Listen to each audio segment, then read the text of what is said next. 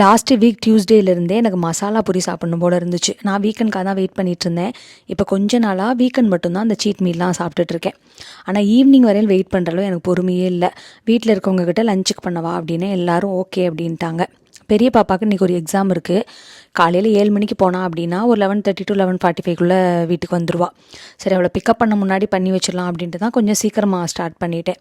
இதோட ஸ்வீட் சட்னி வந்துட்டு chef Venkatesh but அவங்களோட ரெசிபி தான். இந்த மசாலாவில் என்னென்னலாம் சேர்த்தேன் அப்படின்ட்டு கமெண்ட் பாக்ஸில் கொடுத்துருக்கேன். இந்த க்ரீன் சட்னியில் வந்துட்டு புதினா, கொத்தமல்லி, இஞ்சி, பச்சை மிளகா அதெல்லாம் போட்டு கொஞ்சம் தண்ணி ஊற்றி நல்லா மிக்சியில் அரைச்சிட்டு அதுக்கப்புறம் சாட் மசாலா, லெமன் ஜூஸ் போட்டு மிக்ஸ் பண்ணியிருக்கேன்.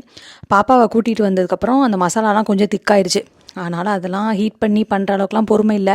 சரி சாப்பிடலாம் அப்படின்ட்டு தான் சாப்பிட ஸ்டார்ட் பண்ணிவிட்டேன். ரொம்ப சூப்பராக இருந்துச்சு. ஏன்னா காலையில் நான் சாப்பிடவே இல்லை, ரொம்ப நாளாக வெயிட் பண்ணி சாப்பிட்றதுனால அப்படின்னு நினைக்கிறேன். யாருக்கெல்லாம் மசாலா பூரி பிடிக்கும் அப்படின்ட்டு கமெண்ட்ஸை சொல்லுங்கள். நாளைக்கு பார்க்கலாம். தேங்க்யூ, பாய்.